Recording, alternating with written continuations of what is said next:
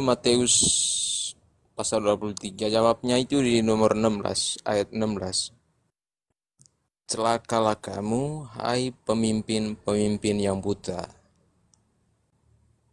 Ya itu orang yang buat agama, Yang saya tanya orang buta itu. tokoh yang telah terdeteksi secara Tokohnya sejarah memiliki kriteria dari sekte sesat Farisi, membawa agama baru, menjadi tokoh sentral agama itu. Kemudian pengikutnya adalah orang-orang yang merusak peradaban, menjadi asbab kegelapan, menghabisi nyawa orang, menghalalkan penjajahan. Karena orang ini adalah orang yang lebih jahat daripada penyesat itu sendiri. Namanya siapa? A. Paulus, B. Saulus, C. Paulus Saulus. Dalilnya enggak seperti itu bunyinya, Rifa. Celakalah kamu, hai ahli-ahli Taurat. Ahli Taurat. Orang-orang Farisi, dari sekte Farisi. Hai kamu orang munafik. Sebab kamu mengarungi lautan, keluar dari Yerusalem, dan menjelajah daratan. Pergi mengarungi lautan dan menjelajah daratan, untuk mentobatkan satu orang saja menjadi penganut agamamu, membawa agama baru. Dan sesudah ia bertobat, kamu menjadikan dia orang neraka. Setelah menjadi pengikutnya, orang-orang ini menjadi orang-orang jahat. Siapakah orang dari sekte Farisi, ahli Taurat, membawa agama baru yang bertentangan dengan Yesus, yang mengarungi lautan, membawa agama baru? Agama ini adalah agama yang membawa doktrin kejahatan di seluruh alam, menjadi asbab kegelapan, melegalisasi penjajahan, mengajarkan agama dengan menyamar seperti serigala berbulu domba. Siapakah orang ini, wahai saudara Kristen? Kenapa kalian harus menjawab? Kalau tidak ada tokoh sentral sebuah agama berasal dari orang ahli Taurat dari sekte Farisi, dan agama ini agama sesat, maka Tuhan kalian berbohong. Masa tidak ada terdeteksi sejarah sama sekali ada orang Farisi mengajarkan agamanya, mengarungi samudra, melewati lautan? Belajarlah. Masa kalian menuduh Tuhan kalian berdusta? Oke, terlalu berat pertanyaan saya. Lanjut. Pertanyaan kedua. Apa alasan kalian katakan kalau Yesus itu adalah juru selamat? Apa alasan? Selamat tidak. Jangankan menyelamatkan umat manusia, lebih baik menuhankan Bang Dio. Minimal menyelamatkan seorang wanita dinafkahi dunia akhirat. Siapa yang pernah diselamatkan sama Tuhan kalian? Satu nama. Jadi, ya jawab dulu lah yang tadi itu. Saya jawab ya. Nah, silakan Alkitab. Ya, Siapa? yang sudah terbukti diselamatkan yaitu Lazarus, Ya, dibangkitkan dari kematian. Apa gunanya Lazarus dibangkitkan dari kematian? Lebih baik membangkitkan Isaac Newton. Lebih baik membangkitkan Einstein. Atau memperbaiki badannya Hawking, otaknya berfungsi buat peradaban. Lazarus dibangkitkan gunanya apa? Ada manfaat Lazarus buat peradaban? Apa gunanya, brother? Ya, Bukan kan? lebih baik membangkitkan Isaac Newton. Yang saya tanya itu apa? Yang tadi nggak bisa jawab berarti ya, Alkitab ya. Udahlah, udah lewat, skip ya. Pertanyaan pertama terlalu berat. Pertanyaan kedua. Sebutkan satu orang yang diselamatkan oleh Yesus. Kenapa? Kalau kalian pengen kali, siapa? Lazarus. Diselamatkan dari apa? Diselamatkan dari apa? Dari maut. Dari maut. Kematian. Kenapa harus Lazarus? Apa gunanya Lazarus dibangkitkan? Coba. Apa guna buat peradaban? Kalau menurut Bible, Injil, Lazarus dibangkitkan untuk membuktikan kebesaran Allah, Tuhan yang semesta alam. Apa gunanya? Kalau orang sudah tahu kalau dia adalah orang yang memiliki kebesaran, apa manfaatnya buat peradaban? Apa gunanya Yesus memamerkan kekuatannya menghidupkan orang? Sementara Paulus ternyata juga bisa membangkitkan orang mati. Apa hebatnya? Apa gunanya buat peradaban? Lebih baik membangkitkan Isaac Newton. Lebih baik membangkitkan Hawking, otaknya kepake. Ini Tuhan kalian ada apa? Kenapa membangkitkan Lazarus? Apa gunanya Lazarus itu hidup di dunia? Nah, Lazarus ajak nih ya, ini saya kasih tahu Alkitab ya. Tuhan kalian hidup 33 tahun di dunia. Dengarkan aku baik-baik. Masih mending Pak Jokowi ya, minimal pernah jadi presiden. Minimal bisa jalan wisatawan gratisan ke rumah dia. Dapat minum, dapat makan, dapat foto-foto. Tuhan kalian 33 tahun hadir ke dunia, lahir, besar, tumbuh, kembang. Apa manfaatnya buat peradaban? Apa manfaatnya buat peradaban? Kalau kalian tanya apa gunanya Nabi Muhammad lahir ke dunia, saya mampu menjawabnya singkat, padat, cepat. Membawa hukum-hukum yang pada akhirnya hukum-hukum tersebut digunakan untuk memajukan peradaban. Apa salah satunya? Hukum memerdekakan budak Islam. Tahun berapa kemudian budak dihilangkan di muka bumi ini? Oh, 1000-an. Sebelumnya Nabi Muhammad sudah ajarkan untuk memerdekakan budak. Kemudian memuliakan manusia yang levelnya adalah budak, Nabi Muhammad ajarkan. Nabi Muhammad SAW menikahi budak, tandanya budak boleh dinikahi. Menjadikan budak anak angkat, tandanya budak boleh dijadikan anak angkat. Menjadikan sahabat karib budak, artinya budak boleh dijadikan sahabat. Yesus, apa gunanya Yesus hadir ke dunia? Nah, ini lucu nih.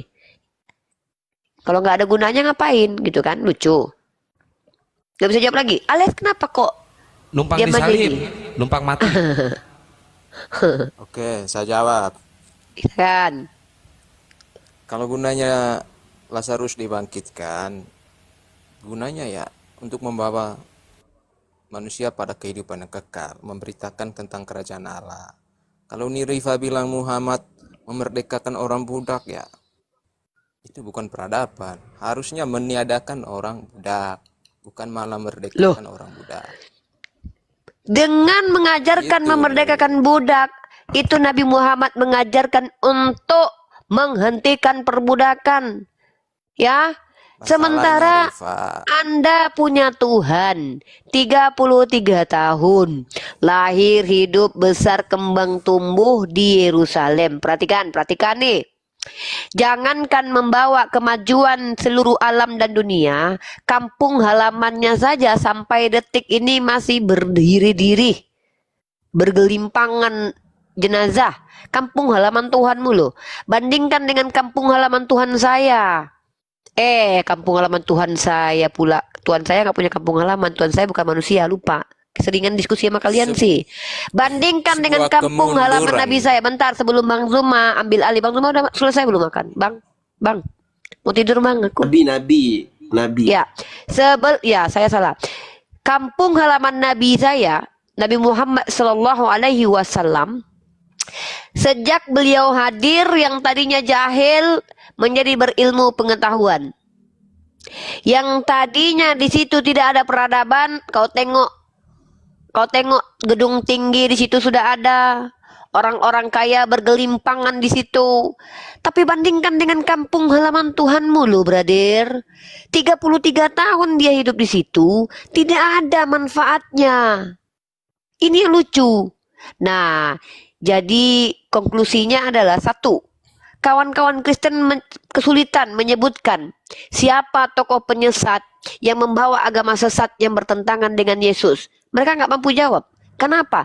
Tidak ada sejarah yang menunjukkan ada orang Farisi membawa agama baru, mengarungi samudra, mengajarkan agamanya, yang agamanya menjadi agama jahat. Tidak ada. Tidak ada kecuali agama Kristen. Yang kedua, poin kedua.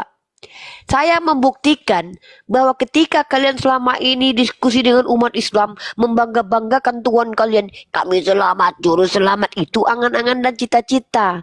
Tapi saya membuktikan bahwa Tuhan kalian tidak memiliki guna dan manfaat untuk peradaban. Nabi Muhammad SAW ketika beliau mengajarkan agama Islam, bagaimana kemudian peradaban Muslim mengeluarkan Eropa dari zaman kegelapan. Saya punya data. Ini terakhir buat kalian. Nah, kalau aku bisa menjawab, nabiku gunanya apa? Ya, nih, baca ini. Ini data. Siapa yang membuat ini? Nah, bukan saya. Ini data. Ya, ini termasuk data yang cukup kredibel. Kalau kalian baca di sini, kalian kalau perhatikan betul-betul, selama abad ke-12-13 terjadi kebangkitan ilmiah di Eropa dan para sarjana dari negara-negara Kristen itu melakukan perjalanan ke universitas muslim di Spanyol, Mesir, Suriah, bahkan Maroko untuk memperoleh pengetahuan dari musuh mereka dalam agama. Ya, terkait agama, kalian musuhi kami. Tapi kalau mau belajar, kalian berteman dengan kami. Ini menurut siapa? Bahkan ini diakui oleh scholar pertama di Inggris. Ya, ilmuwan pertama Inggris, Admiral of Bath, menjelaskan dia belajar kepada master Arabnya. Ini. Jadi aku kalau bertanya itu, aku pastikan mampu menjawab. Nah, itu salah satu intermezzo aja. Tadi itu cuma contoh diskusi teman-teman ya. Itu contoh diskusi. Saya mau tidur dulu. Mungkin lanjut Bang Zuma dan Bang Dio. Ya Kang, Baik, itu cuma ngasih tahu aja. Uniripa keren, subhanallah ya. Ternyata Stikandi Muslim ini, masya Allah keilmuannya ya. Oke, Gurunda Juma udah monitor Gurunda. Ini ada 2 oten nih. Kalau si Al-KTP mah kayaknya pemain cadangan dia. Ya, Gurunda, assalamualaikum. Dilanjut. Waalaikumsalam warahmatullahi wabarakatuh. Ya.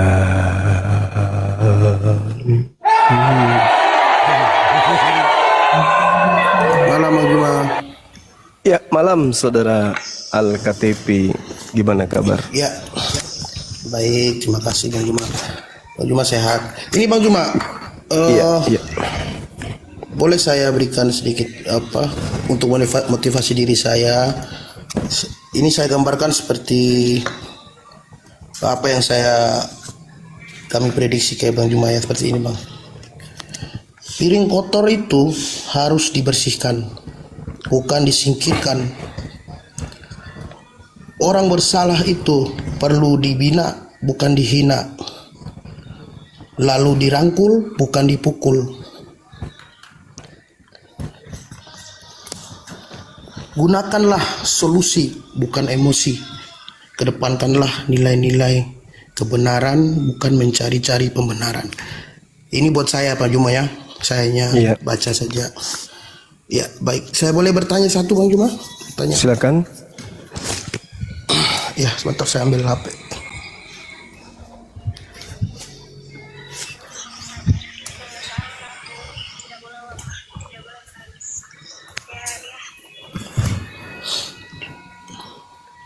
Saya boleh pen cap? Boleh, silakan. Ya, baik Pak. Bang Ales, siapkan pertanyaannya ya Bang Ales. Ya, silakan Bang KTP, lanjut dulu pertanyaannya. Iya. Silakan. Oke, ini apa nih? Di Lukas 10 ayat 27 sampai 29. Jawab orang itu, kasihilah Tuhan Allahmu dengan segenap hatimu dan dengan segenap jiwamu dan dengan segenap kekuatanmu dan dengan segenap akal budimu, dan kasihilah sesamamu manusia seperti dirimu sendiri. Baik, dari ayat ini Bang Juma, saya mau bertanya, Ya. kalau apakah ada yang mirror gitu yang seperti ini, mirip di Al-Quran? Tolong kasih saya di mana ayatnya yang mungkin seperti ini ya sama seperti ini. Karena setahu saya Al-Quran membenarkan kitab-kitab terdahulu, berarti secara tidak langsung Al-Quran membenarkan Injil, Taurat dan Zabur. Tentu ini hukum tertinggi di kami gitu. Terima kasih Bang Juma. Ya, baik. Bismillahirrahmanirrahim.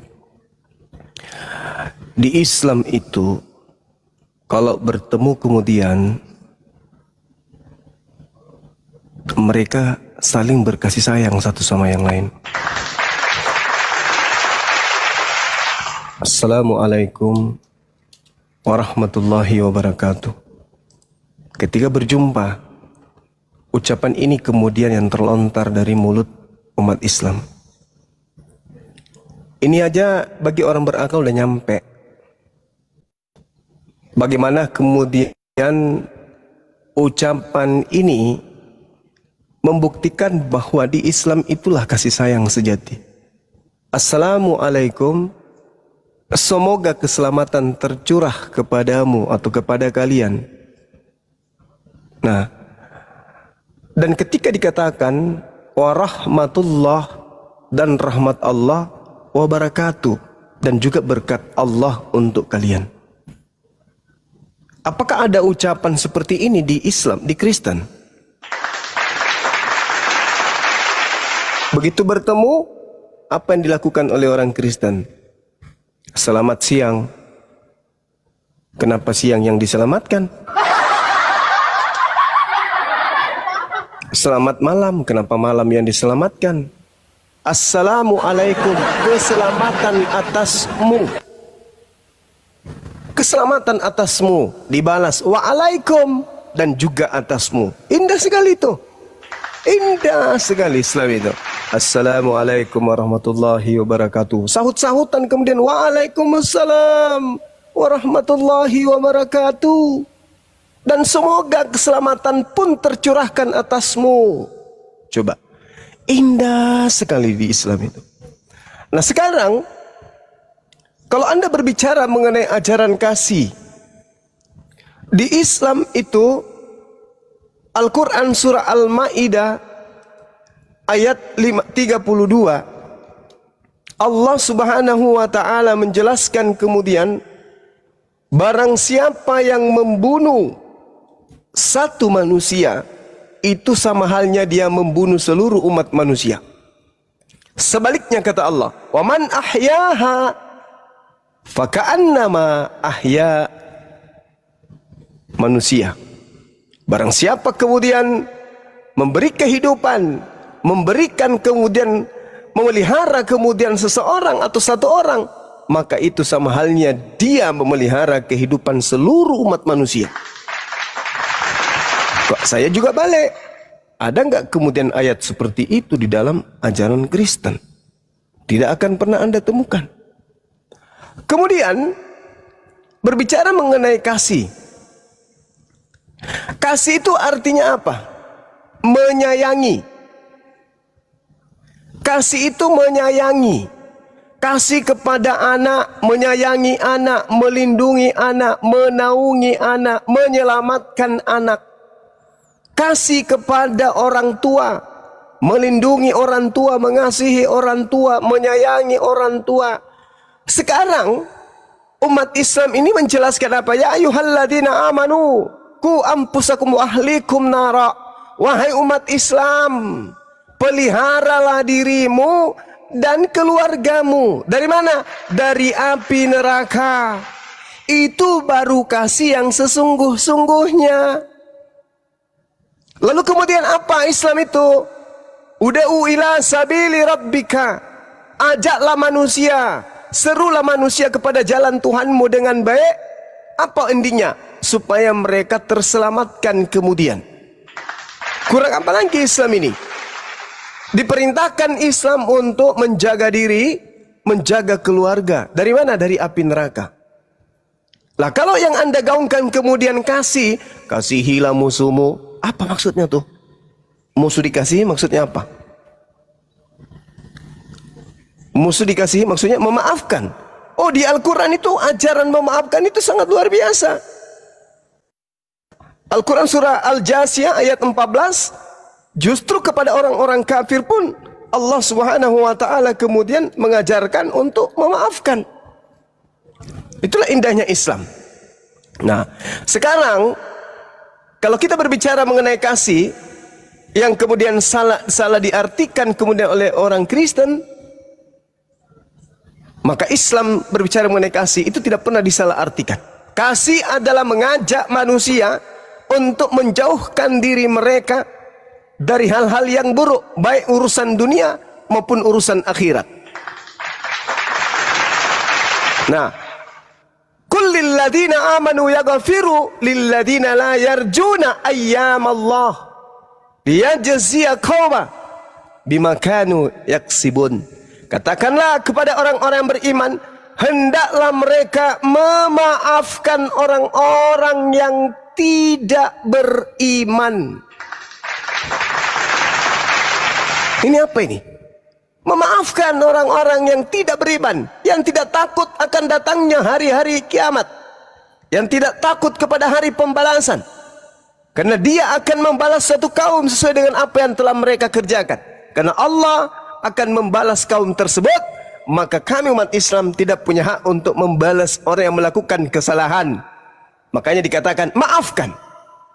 Kullil ladina amanu yaghfiru lilladina la yarjuna ayyamallah. Nah, sedangkan kalau berbicara mengenai kasih dalam perspektif pengajaran Yesus, coba Anda baca di dalam Matius 22. Matius 22 jelas sekali ketika kemudian murid Yesus bertanya, apa yang Yesus uraikan kemudian kepada muridnya. Nomor 34 sampai nomor 40. Ketika orang Farisi mendengar bahwa Yesus membuat orang-orang Saduki itu bungkam, berkumpullah mereka. Dan seorang dari mereka, kemudian seorang ahli Taurat, kemudian bertanya kepada Yesus, Guru, ya paman, hukum manakah yang terutama dalam hukum Taurat? Jawab Yesus, kasihilah Tuhan Elohim dengan segenap hatimu, dengan segenap jiwa, dengan segenap akal. Itulah hukum terutama dan yang pertama. Dan hukum yang kedua, yang sama dengan itu, dialah kasihilah sesamamu manusia seperti dirimu sendiri. Jadi yang pertama mengasihi Tuhan Elohim, yang kedua mengasihi sesama manusia. Mau dia musuh, mau dia teman, pokoknya dikasihi. Itu menurut Yesus.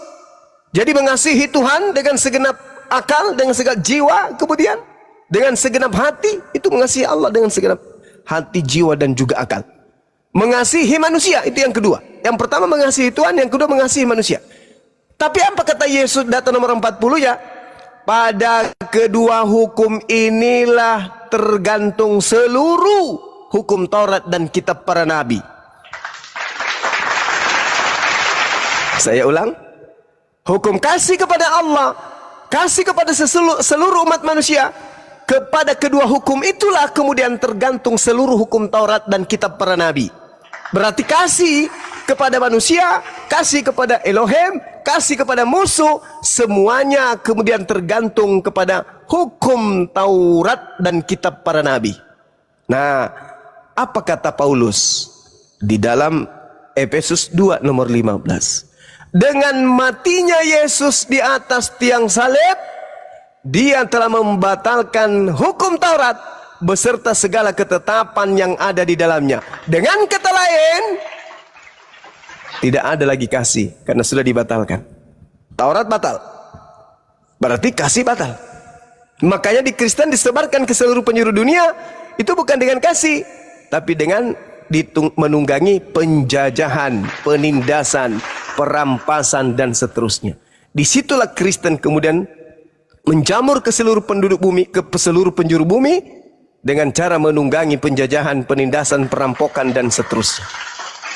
Begitu saudara.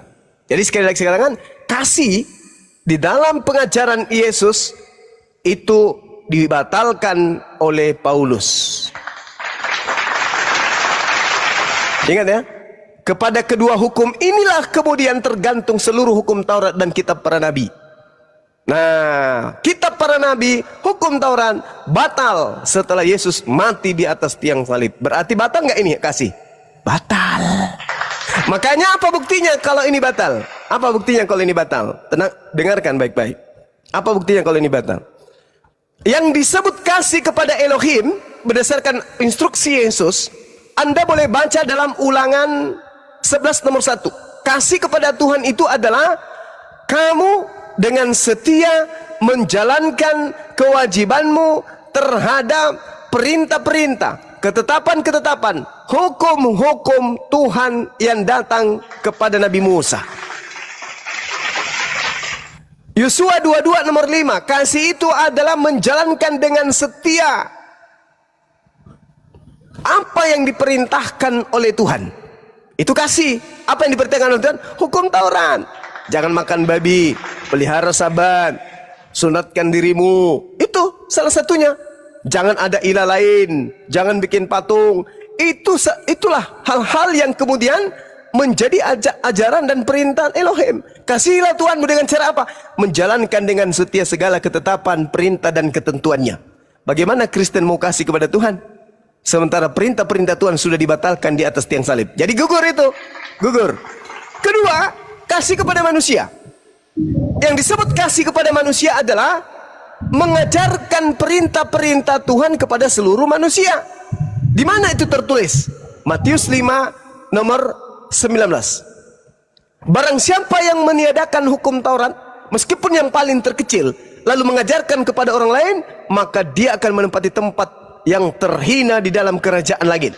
Akan tetapi sebaliknya, barang siapa yang tidak meniadakan dan tidak meniadakan ini diajarkan kepada orang lain agar tidak meniadakan, maka dia akan menempati tempat tertinggi. Artinya, menurut Yesus, kasih kepada manusia adalah mengajarkan manusia untuk taat melaksanakan segala perintah Tuhan dan tidak menghilangkannya meskipun yang paling terkecil.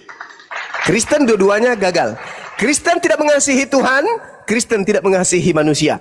Kristen malah menghancurkan manusia dengan mengajak manusia kemudian mengikuti ajaran yang bukan dari Nabi dan mengajarkan bukan dari Tuhan, mengajarkan manusia menyembah kepada sesamanya makhluk. Itulah Kristen. Makanya di dalam Matius 7:22 nomor 23, pada hari terakhir nanti banyak orang berseru kepadaku, Tuhan, Tuhan, bukankah kami bernubuat, mengusir setan, bermujizat dengan memakai namamu? Pada saat itulah aku, Yesus, akan berterus terang kepada mereka, enyahlah daripadaku, kalian semua adalah pembuat kejahatan. Jadi kalau ada orang yang mengajarkan agama Kristen, orang itu membawa manusia untuk diusir ke dalam api neraka berdasarkan Matius 7 nomor 22 nomor 23. Makanya saya tidak mau menjadi Kristen karena saya tidak menginginkan anak-anak saya kemudian dilemparkan masuk ke dalam api neraka. Na'udzubillah tsumma na'udzubillah. Silakan.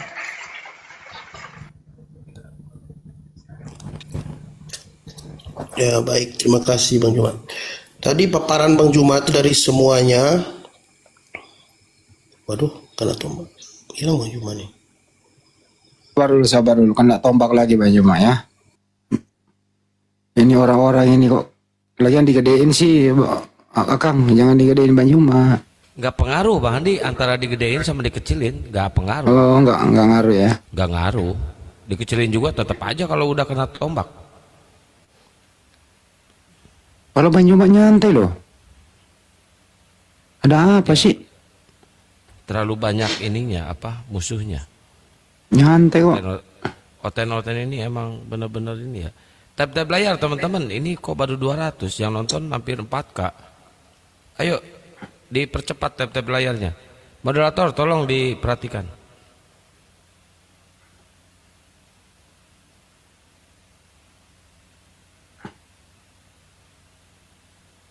Gimana Bang hal KTP? Bisa ditanggapi aja dulu sambil menunggu Bang Juma. Oh iya, baik. Atau dibiarkan teman itu Bang bertanya di atas Bang Andi, yang Bang Ales itu. Saya tunggu Bang Juma biar saya bisa sampaikan. Si Ales ini kok nggak mau ngomong ya, kenapa? Ales, silakan. Tanggapi ya. Ya. Saya tanggapi sambil nanti dialognya sama Bang Juma, Bang Al-KTP-nya. Itu tadi kan Bang Juma itu ngambil ayat Al-Maidah.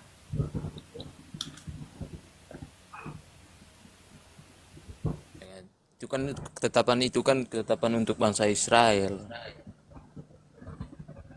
Tentang kasih itu bukan ketetapan untuk Islam.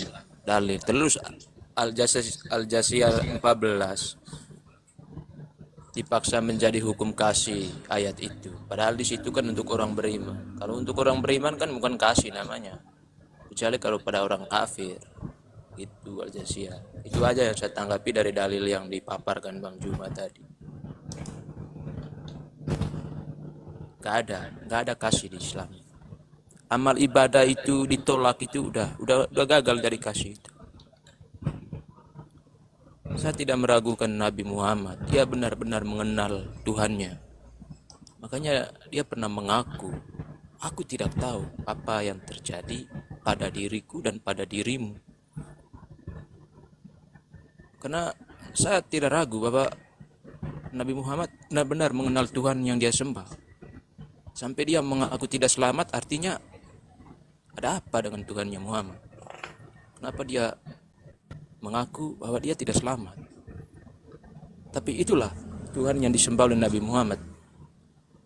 Tapi pada kesimpulannya, kalau mau bantah nggak apa-apa. Kita berkesimpulan bahwa Muhammad mengatakan demikian, kemungkinan Tuhan yang nggak punya kasih, sehingga amal ibadahnya Muhammad itu nggak diterima, nggak bisa diselamatkan karena itu.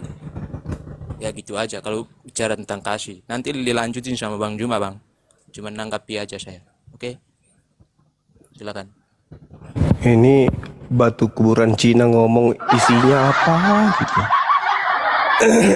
Nabi Muhammad sallallahu alaihi wasallam kemudian jaminan surganya jangankan kepada dirinya, kepada umat Islam aja jaminan keselamatannya sangat luar biasa.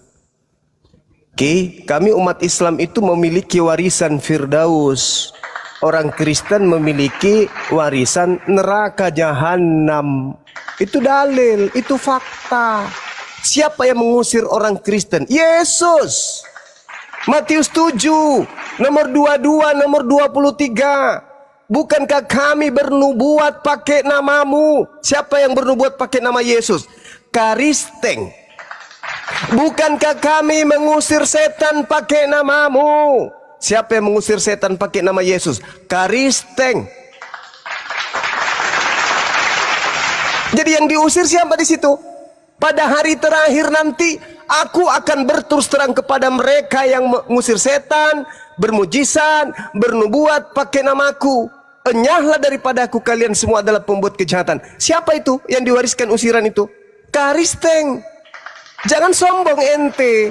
Kalau di Islam itu innal ladzina qalu rabbuna Allah tsumma istaqamu. Itu kata Allah.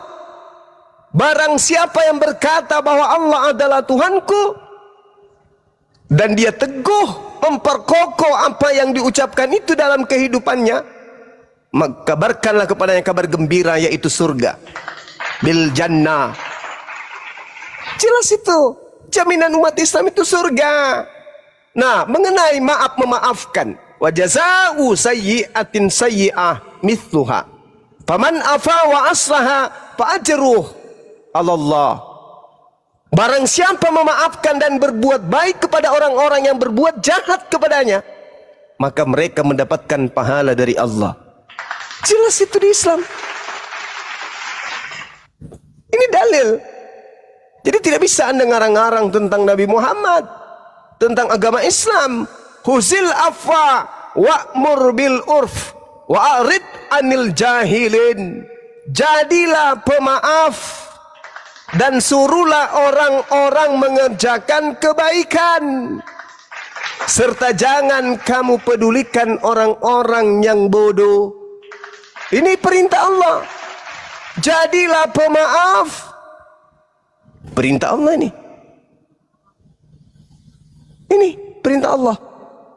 Jadi kalau saudara ingin mempelajari banyak tentang Islam, ya gunakan akal, karena hanya yang ada akalnya yang bisa sampai kepada Islam.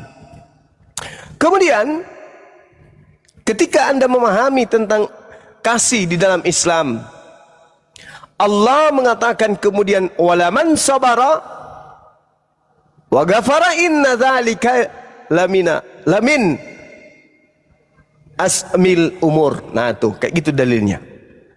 Barang siapa bersabar dan memaafkan, sungguh yang demikian itu termasuk perbuatan yang mulia. Itu. Jadi di Islam itu kasihnya luar biasa di Islam itu. Kenapa? kasih di Islam itu? Karena kasih dalam Islam itu bersifat global. Apa bersifat globalnya tuh? Islamnya kemudian mengajarkan, agama Islam untuk mengajarkan kemudian untuk mengajak manusia dengan cara-cara yang baik. Mengajarkan. Kemudian di dalam Islam satu dalil yang harus kau jadikan sebagai pembanding, di Islam itu dikatakan lakum dinukum waliyadin. Di agamamu nggak ada yang kayak gitu. Apalagi ketika dikatakan la ikraha fiddin. Tidak ada. Tidak ada paksaan di dalam ajaran agama Islam. Kalau di agama Anda, jadikanlah seluruh bangsa menjadi muridku. Itu perintah. Kalau Anda tidak menjadikan orang lain menjadi Kristen, Anda melanggar perintah. Apa akibatnya kalau melanggar perintah? Ya neraka. Jadi kalau Anda tidak memaksakan orang-orang di luar Kristen menjadi Kristen, nah itu Anda tidak mengikuti perintah di dalam Bible. Beritakanlah Injil kepada seluruh makhluk. Tuh, berarti Anda harus memaksakan kami untuk mendengarkan Bible. Barang siapa yang percaya dibaptis, yang tidak percaya diapain? Akan dihukum. Markus 16. Coba. Di Islam tidak gitu. Di Islam agamamu, agamamu, agamaku, agamaku. Lakum dinukum waliyadin. La ikraha fiddin. Tidak ada paksaan dalam ajaran agama Islam. Tapi kalau di dalam agama Anda, itu tadi. Pergilah ke seluruh dunia. Jadikanlah seluruh bangsa menjadi muridku. Nah, itu perintah atau bukan? Perintah, Cak Ayu. Makanya untuk supaya orang itu menjadi pengikut Yesus, pengikut Kristus, kalian harus menghalalkan segala cara. Harus. Cara halus, cara kasar, dengan ajaran kasih, bagi-bagi Indomie, pura-pura jadi mu'alaf, pura-pura jadi murtadin, pura-pura jadi ustadz, mantan kiai, anak pendiri pesantren, menggunakan baju koko, menggunakan kopiah, menggunakan jilbab. Kalian lakukan segala-gala upaya untuk menyesatkan manusia. Filipi 1 nomor 18. Oleh sebab karena Yesus baik diberitakan dengan maksud mengelabui ataupun maksud jujur, aku Paulus tetap bersuka cita. Itu di agama Anda itu. Boleh mengelabui. Boleh. Demi Yesus Anda boleh menipu. Filipi 1:18. Boleh. Apakah itu ajaran kasih? Tidak. Ketika dikatakan dalam Keluaran 20 nomor 3, jangan ada ilah lain di hadapanku. Terus kalian mengajak anak-anak kalian atau mengajak orang lain untuk mengilahkan anak Maria atau mengilahkan Kristus. Apakah itu kasih? Tidak.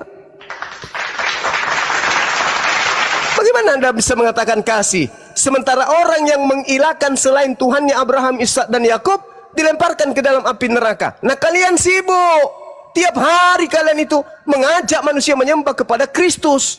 Tuhannya Yahudi bukan Kristus. Apakah disebut kasih ketika Anda mengajak anak-anak Anda untuk menyembah kepada selain Tuhannya Abraham? Kasih enggak itu? Bukan, itu konyol. Yang disebut kasih itu adalah seperti yang dikatakan Yesus. Matius 5 nomor 19. Barang siapa yang meniadakan hukum Taurat meskipun yang paling terkecil, lalu mengajarkan kepada orang lain, maka dia akan menempati tempat terhina dalam kerajaan langit. Itu kasih enggak itu? Kalau mengajak orang kemudian anakmu lahir, begitu besar kau ajak ke gereja nyembah Yesus. Kasih enggak itu? Bukan. Itu bukan kasih, karena Anda mengajak anak-anak Anda menyembah kepada selain Tuhannya Abraham, yaitu makhluk bernama Kristus. Apa Anda bisa menutupi itu semua dengan Anda berlembut-lembut, membagi-bagi Indomie ketika ada bencana, ngasih obat-obatan ketika ada musibah? Apa itu disebut kasih? Enggak. Itu namanya tipu muslihat. Sama seperti iblis menjerat Nabi Adam alaihissalam dengan janji-janji yang enak-enak. Iblis itu yang betul adalah pahit katakan pahit, manis katakan manis. Jangan dibolak-balik.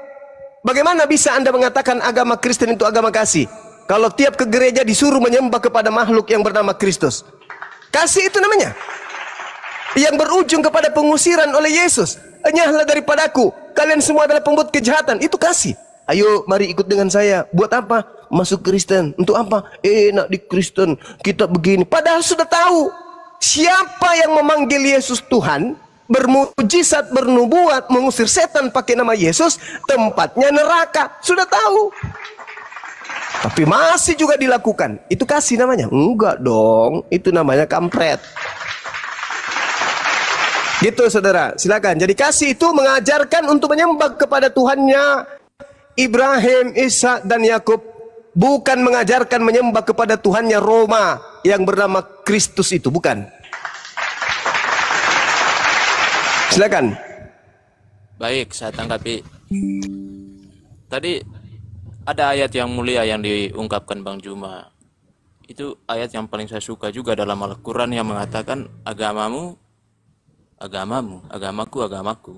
Tapi itu jangan digunakan dulu lah sekarang dalam diskusi. Sebab itu untuk apalah kita diskusikan, nggak tumbuh akal. Namanya ayat itu membatasi untuk kita berdiskusi atau membangun akal sehat. Tadi Bang Juma mengatakan kasih itu seperti memaafkan, menolong, membantu. Itu kan amal Bang. Terus memuliakan Tuhan dengan lisan, dengan akal, dengan segala jiwa raga, itu ibadah. Tapi itu semua dibatalkan dengan satu pengakuan dari baginda Muhammad. Amal dan ibadah seperti itu tidak membawa kita pada keselamatan. Terus keselamatannya seperti apa?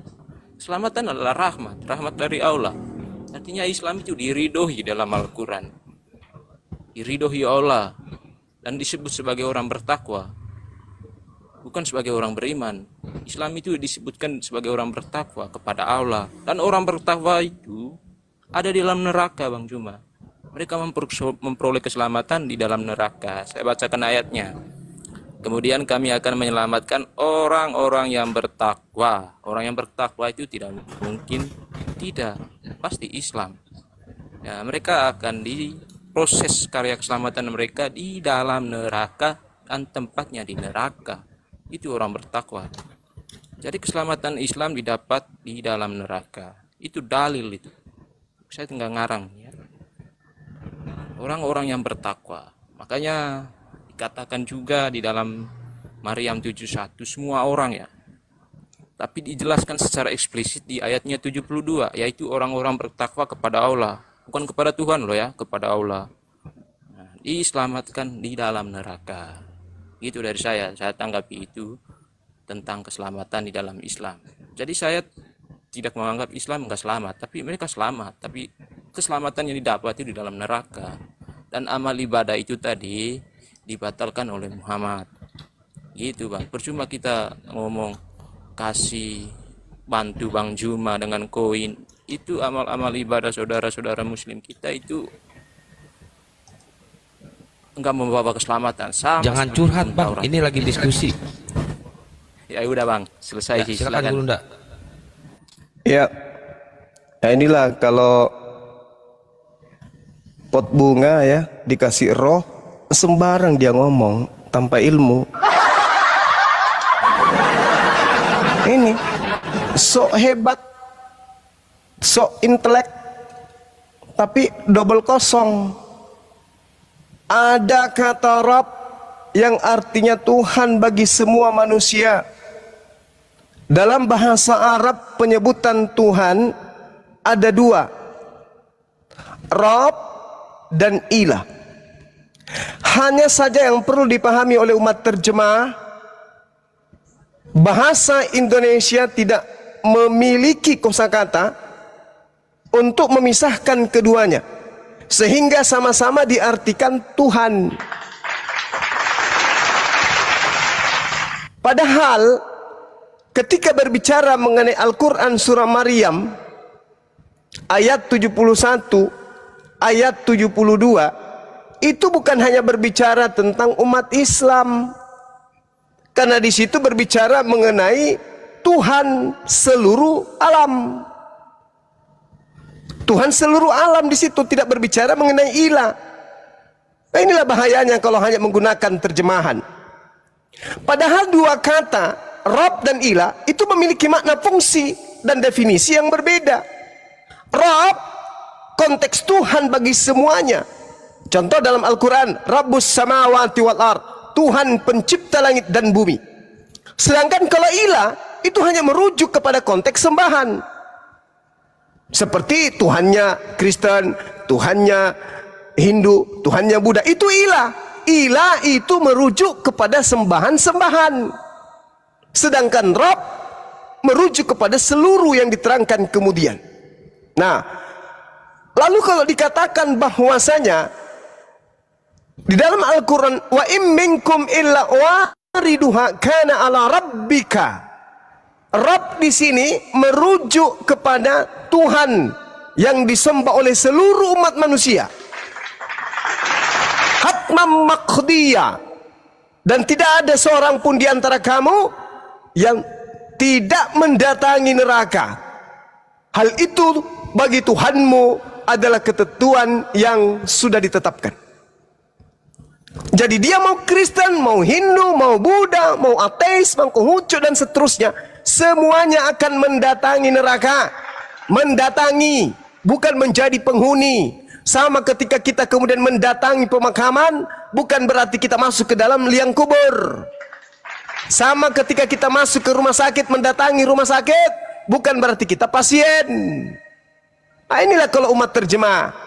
Jadi semua kita untuk sampai ke surga harus melewati neraka. Melewati.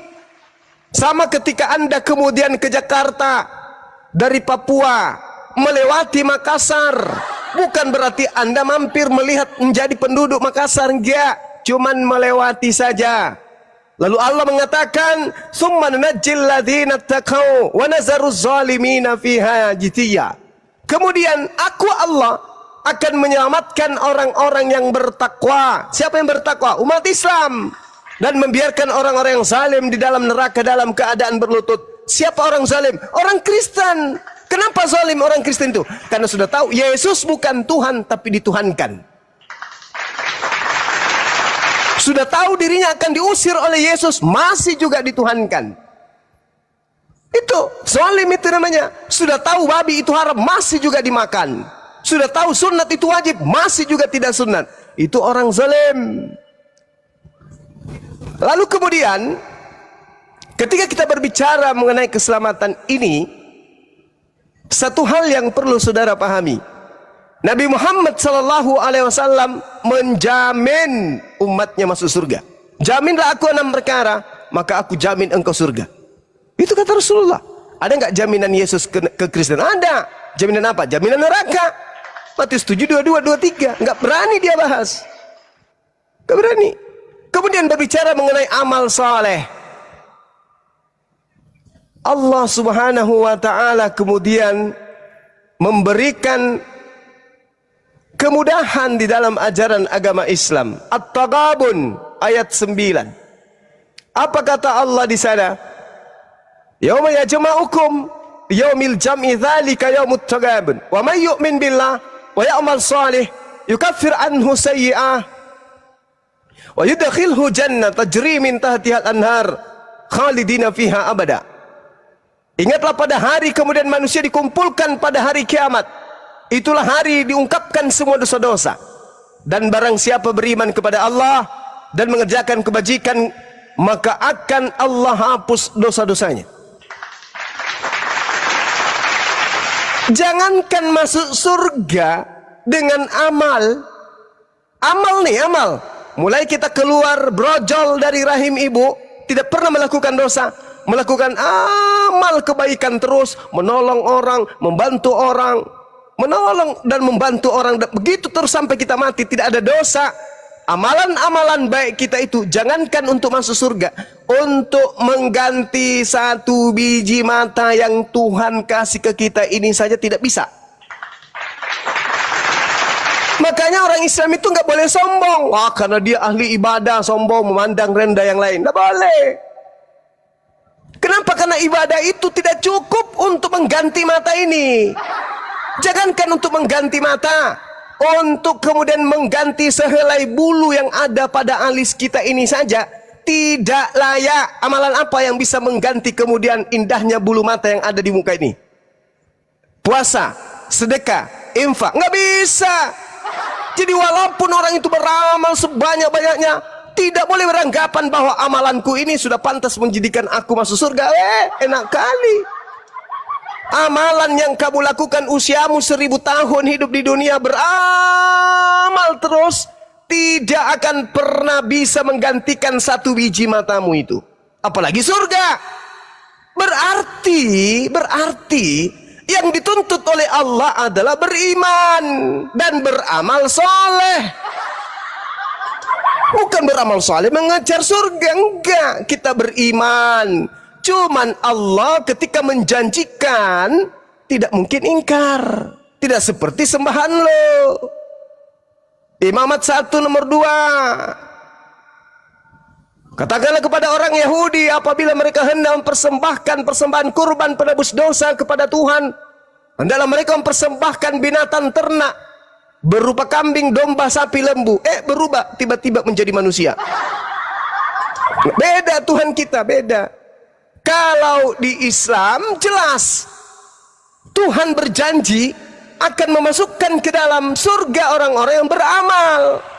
Tetapi amal ini bukan yang menyebabkan kemudian orang itu masuk surga. Tetapi yang menyebabkan kemudian orang masuk surga karena ridhonya Allah, karena orang ini taat menjalankan perintah Allah. Tapi kalau perintah Allah ini dilaksanakan, ditumpuk amal-amalannya, tidak akan bisa kemudian sebanding dengan surga. Surga itu sangat luar biasa. Tempat kenikmatan. Kok bisa ditukar dengan sholat? Bisa ditukar dengan puasa. Berapa puasa lo? Untuk menghapus dosa-dosa lu aja nggak cukup puasa lo. Infakmu nggak cukup untuk menghapus dosa-dosa lo, nggak cukup. Tetapi Allah memberikan solusi janji. Barang siapa yang beriman jannah, barang siapa yang beramal jannah. Tapi amal itu tidak akan pernah bisa ditukar, sehingga tidak boleh orang sombong. Saya ini sudah pasti masuk surga ini. Kenapa? Dari dulu saya sholat tahajud terus. Nenek lu kiper. Gak ada yang kayak gitu. Tapi prinsipnya apa kemudian di Islam? Yang tadi, yauma yajma'ukum liyaumil jam'i. Ingatlah pada hari di mana Allah mengumpulkan kalian pada hari penghimpunan. Itulah hari di mana pengungkapan segala dosa-dosa. Dan barang siapa beriman kepada Allah dan mengerjakan kebajikan, niscaya Allah menghapus dosa-dosanya dan memasukkannya ke dalam surga. Mereka kekal di dalam selama-lamanya. Itulah kemenangan yang agung.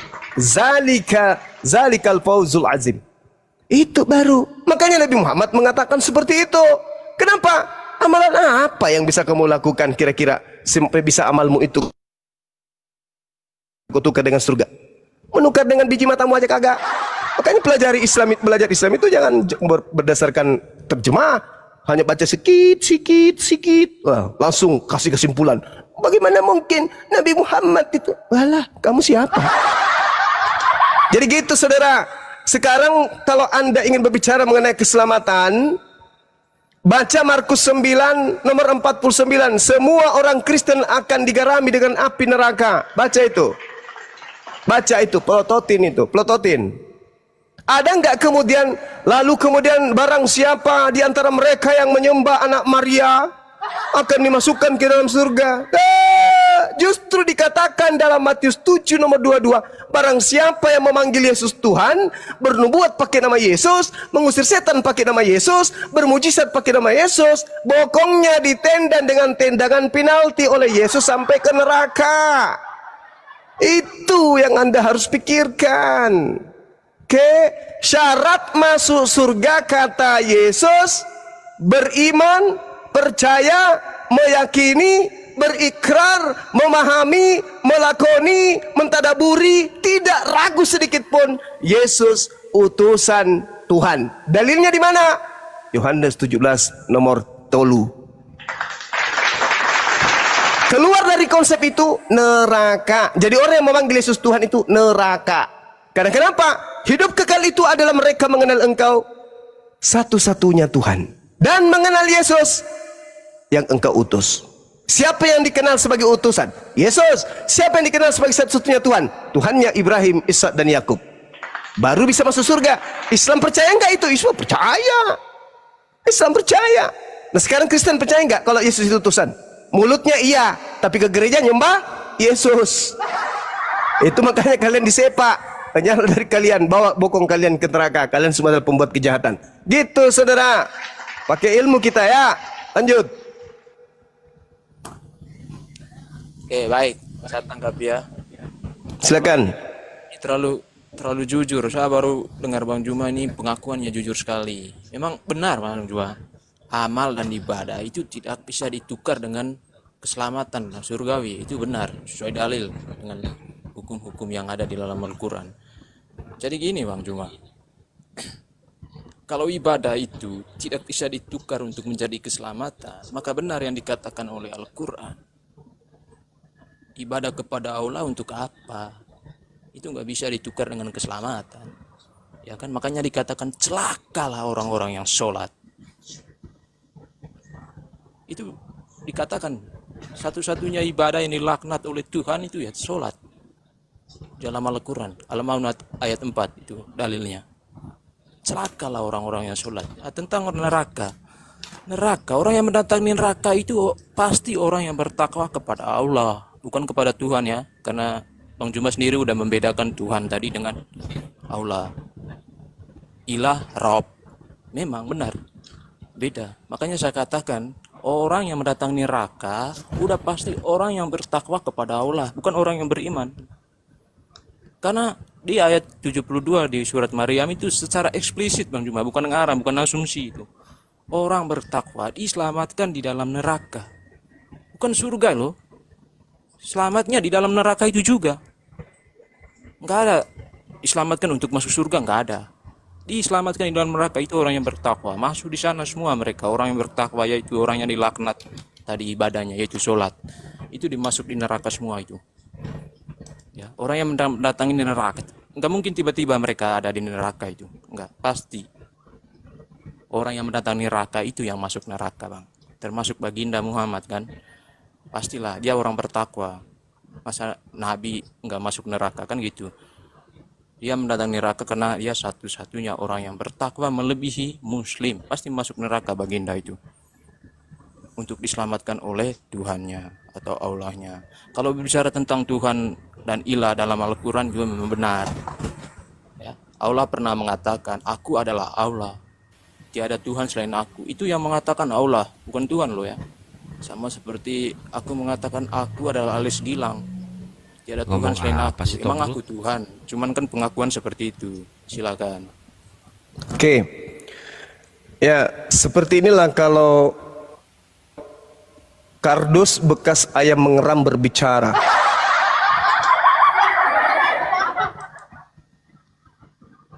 Jelas sekali ketidaktahuan. Dikatakan ara'aital ladzi yukazzibu biddin. Siapakah dia yang kemudian termasuk orang yang mendustakan agama? Fazalikal ladzi yad'ul yatim. Itulah orang yang menghardi anak yatim. Itu orang yang mendustakan agama. Wala yahuddu ala ta'amil miskin. Dan tidak kemudian memberi makan orang miskin. Itu adalah orang-orang yang mendustakan agama. Maka apa kata Allah? Fawailul lil musallin. Maka celakalah orang yang salat. Siapa orang salat celaka ini? Alladzina hum an salatihim sahun. Yaitu orang-orang yang lalai terhadap salatnya. Alladzina hum yura'un, yaitu yang berbuat riya, wa yamna'unal ma'un, dan enggan memberikan bantuan. Itu yang celaka. Kalau orang sholat saja celaka, bagaimana dengan orang yang tidak sholat? Orang sholat ini kalau dia riya, kalau dia kemudian enggan memberikan bantuan, membantu, mengasihi orang lain, tidak memberi makan orang miskin, lalu kemudian menghardik anak yatim, percuma kata Allah. Mereka itu adalah orang yang mendustakan agama. Maka konsep Islam harus menyayangi anak yatim, harus memberi makan orang miskin, tidak boleh ria, kemudian tidak boleh tidak memberikan bantuan kepada sesama manusia. Itu baru sholatnya bagus. Maka orang yang lalai dalam sholat, ya melakukan hal-hal seperti itu tadi. Sedangkan umat Islam yang khusyuk dalam sholatnya, dengarkan dalilnya. Suara saya kedengaran enggak? Kada aflahal mu'minun, sungguh beruntunglah orang yang beriman. Alladzina hum fi salatihim khashi'un, yaitu orang yang khusyuk dalam salatnya. Beruntunglah orang yang beriman, yaitu mereka yang khusyuk dalam salat. Oke? Paham? Kenapa mereka ini dikatakan beruntung? Allah Subhanahu wa taala kemudian menjelaskan, ulaika humul warithun. Mereka yang memelihara salatnya ini, kata Allah, mewarisi surga Firdaus. Alladzina yarithunal firdaus hum fiha khalidun. Al-Quran surah Al-Mu'minun ayat 1 sampai ayat 11. Gitu cara belajar Islam. Jangan asal ngomong celotek sana kemarin, tidak ada ilmu. Terkait dengan surah Maryam tadi saya sudah menjelaskan kepada saudara. Di situ bukan cuma umat Islam, semuanya mendatangi neraka, gojlok, yang bertakwa kemudian terus perjalanannya kepada surga. Mana dalilnya yang bisa membantu Anda memahami itu? Al-Quran surah An-Nasyan ayat 34. Fa iza ja'atit tammatul kubra, maka apabila malapetaka kiamat itu telah datang, yauma yatazakkarul insanu ma sa'a, yaitu pada hari ketika manusia teringat akan apa yang telah dikerjakan ketika hidup di dunia. Wa burrisatil jahimu liman yara, dan neraka diperlihatkan dengan jelas kepada semua manusia. Mau dia beriman, mau dia bertakwa, mau dia orang mukmin, mau orang kafir kayak kalian, semuanya kata Allah. Semuanya. Wa burrisatil jahimu liman yara, semua manusia akan diperlihatkan neraka. Fa amma man taqa, maka adapun orang yang melampaui batas ketika dia hidup, manusia disembah, roh-roh disembah, burung merpati disembah, anaknya orang disembah, cahaya disembah, segala macam disembah. Itu adalah orang yang melampaui batas. Kurang apalagi Nabi Ibrahim mengajarkan tentang Tuhan, Nabi Musa, Nabi Daud, Salomo, Yesus. Kurang apalagi Yesus mengajarkan siapa Tuhan itu. Tapi tetap kalian itu melampaui batas, justru menyembah makhluk yang aneh yang datang kepada Paulus. Wa atharal hayatad dunya, dan lebih mengutamakan kehidupan dunia. Apa bukti kalian lebih mengutamakan kehidupan dunia? Semua makanan, semua binatang kalian makan. Kenapa? Karena kalian lebih mengutamakan itu daripada hukum Tuhan. Hukum Tuhan jangan makan babi. Tidak, kalian harus memuaskan nafsu duniawi kalian, makan babi. Pa'amaman toko, orang yang melampaui batas, wa atharal hayatad dunya, dan lebih mengutamakan kehidupan dunia. Fa innal jahima hiyal ma'wa, maka sungguh nerakalah tempat tinggalnya. Itu tadi yang Maryam 71 tadi itu, semua masuk ke sana, semua diperlihatkan neraka, tapi kamu tinggal di dalamnya bersujud. Fa innal jahima hiyal ma'wa, maka sungguh nerakalah tempat tinggalnya. Siapa yang berlebihan dalam hidupnya, yang melampaui batas, yang menyembah selain daripada Allah, semua diperlihatkan neraka. Termasuk umat Islam juga melihat itu. Tapi apa kata Allah? Wa amma man khafa maqama rabbih wa nahan nafsa 'anil hawa. Dan adapun orang-orang yang takut kepada kebesaran Tuhannya dan menahan dirinya dari keinginan hawa nafsunya. Maksudnya orang yang takut kepada kebesaran Tuhannya, apa itu? Apa buktinya takut? Tidak akal-akalan Tuhannya yang maha besar datang berupa bayi, dicolok hidungnya, dicolok pantatnya, ditombak pakai tombak maut, ditampar, ditelanjangi, digantung. Itu orang yang kurang ajar terhadap Tuhan. Tidak akan ada keselamatan untuk orang-orang seperti itu. Wa amma man khafa maqama rabbih wa nahan nafsa 'anil hawa. Dan adapun orang-orang yang takut kepada Tuhan, bukan malah gembira Tuhannya dibunuh, dipantai, dan menahan diri untuk tidak melakukan sesumbar hawa nafsunya, tidak makan sesuatu yang diharamkan oleh Tuhan, apa kata Allah? Fa innal jannata hiyal ma'wa, maka sungguh surgalah tempat tinggalnya. Subhanallah. Gitu kawan. Jelas kami ya? Jelas.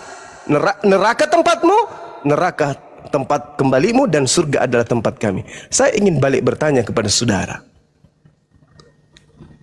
Kalau di dalam Islam jelas tadi ya, qad aflahal mu'minun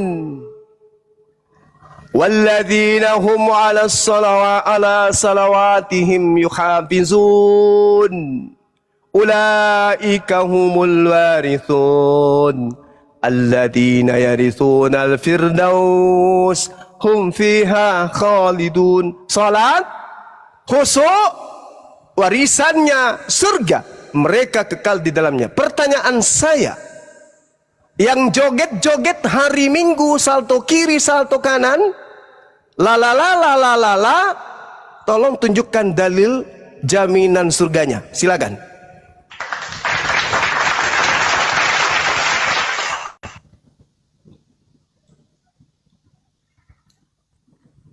Jaminan surganya yang pasti juru selamatnya ada, Yesus Kristus. Dia yang membawa umat. Itu jaminannya Yesus. Itu yang saya tanya. Yesus. Itu yang saya tanya. Mana jaminannya bagi orang yang salto kiri, salto belakang menyembah anak orang? Mana dalilnya? Silakan, tunjukkan.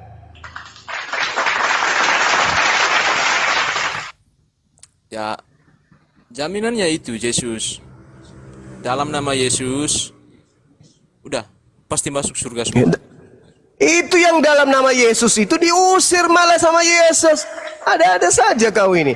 Jadi ketika saya menjelaskan, kupingmu kau tutup. Yesus berkata, pada hari terakhir nanti ada orang berkata, dalam nama Yesus kuusir setan, kubuat bermujizat semuanya. Itu diusir. Malah kau tunjukkan dalil itu pula kau.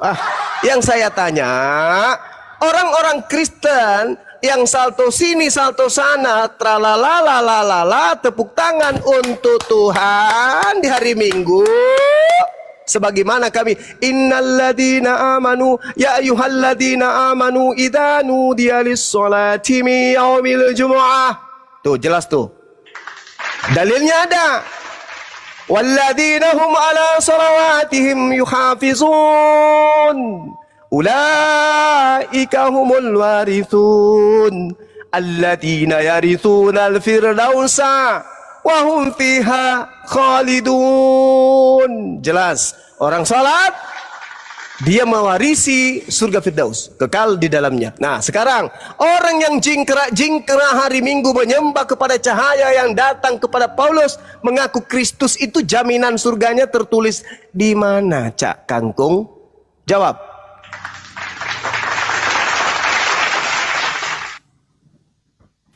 Ya, silakan dijawab, Cak Genjer. Yohanes 3, Yohanes pasal 3 nomor 16.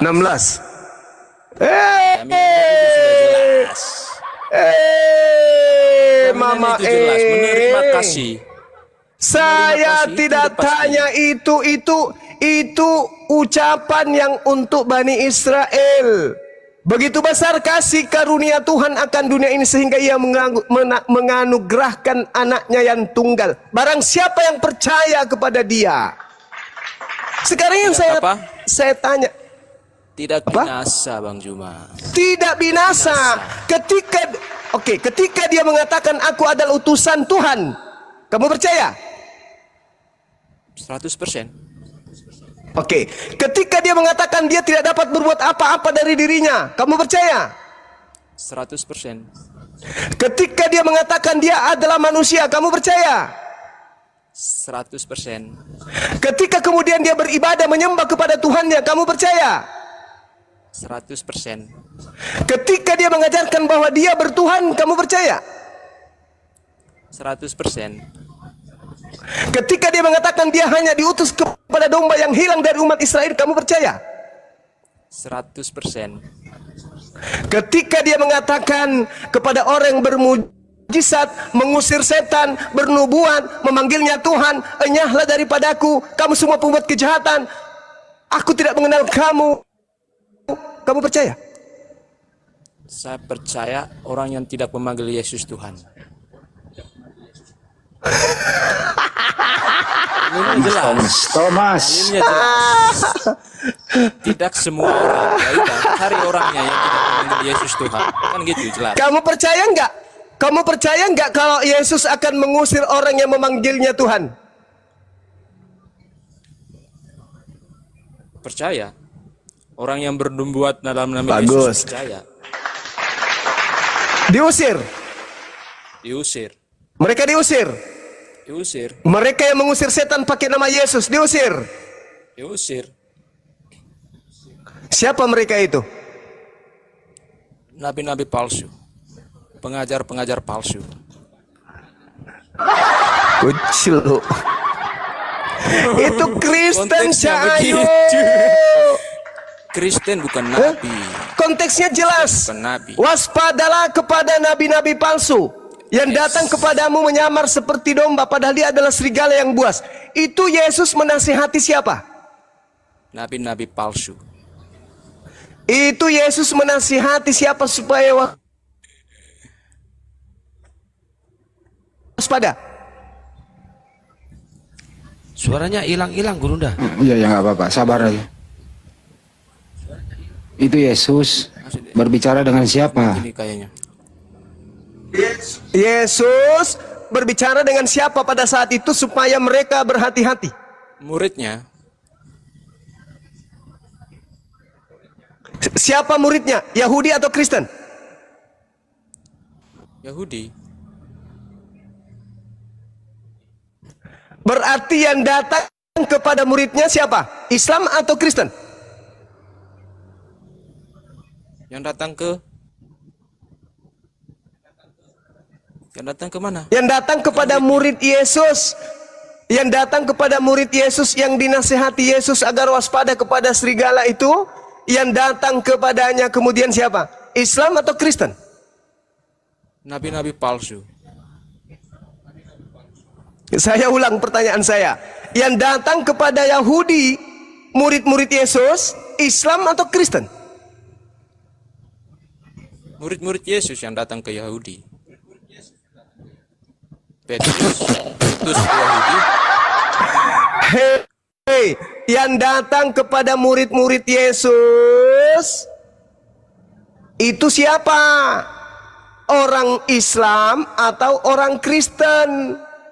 Pengajar-pengajar palsu. Yang datang itu siapa pengajar palsu yang datang kepada murid-murid Yesus?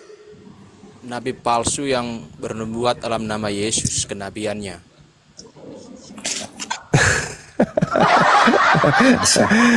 Allahu Akbar. Susahnya orang diwaraskan. Susah untuk waraskan orang-orang yang pura-pura gila. Seibarat saya membangunkan orang yang pura-pura tidur. Itulah kamu, kawan. Hei, Yesus berbicara kepada pihak kedua. Yesus pihak pertama, muridnya pihak kedua. Ada nggak Kristen situ? Nggak ada. Kristen ini pihak ketiga. Maksud Yesus, wahai pihak kedua, hati-hatilah kepada pihak ketiga yang datang kepadamu nyamar-nyamar sebagai pihak kedua. Pihak ya Kristen lah. Siapa? Kristen Nabi, dong. Bang. Nabi Kristen. Nabi palsu. Nabinya Paulus Kristen namanya. Bukan nabi. Kristen bukan nabi, Bang. Buah dari nabi itu apa? Nabi palsu. Buah dari nabi itu apa? Buah dari nabi itu apa? Buah dari nabi palsu. Apa? Buah dari nabi palsu. Apa? Bernubuat dalam nama Yesus. Pura-pura gila dia kan, pura-pura gila. Hei, nabi itu punya buah. Buahnya itu pengikutnya. Dari pengikut nabi itu kamu dapat melihat mereka. Pengikut daripada nabi palsu itu. Gak ada dalilnya. Kalau ada? Kalau ajaran iya, Kalau kalau ada? pengikut enggak ada. Kalau dari Hei, pengikut enggak. hei, Ajarannya dengarkan iya. saya. Dengar, Matius 24 nomor 24. Waspadalah kepada Yesus palsu dan nabi palsu yang datang kepadamu dengan melakukan mujizat-mujizat sekiranya mungkin menyesatkan orang pilihan. Matius 24 nomor 5. Dia antikristus, dia yang penyesat ini yang memakai nama Kristus akan banyak menyesatkan orang. Orang yang disesatkan itu umatnya sendiri, pengikutnya. Pengikutnya inilah buahnya dari nabi palsu itu. Dari buah nabi palsu itu kamu tahu siapa mereka. Siapa itu? Memanggil aku Tuhan, bernubuat, bermujizat, mengusir setan. Itulah buah-buah dari nabi palsu. Siapa yang mengajarkan kalian melakukan itu? Paulus. Di dalam Kisah Para Pewarta 13 nomor 1, Paulus disebut nabi. Nah, tidak ada nabi di itu, pengajar dan para nabi di situ, para nabi dan pengajar. Mulutmu begini saudara. Lebih baik kamu ke rumah sakit, lebih baik ke rumah sakit, potong lidahmu. Potong lidahmu, kau ganti lidah monyet. Kau sendiri mengatakan tidak ada nabi di situ. Yang dikatakan di situ adalah pengajar-pengajar dan nabi-nabi. Kucluk, kau dekat sini ku tampar kau pakai sendal.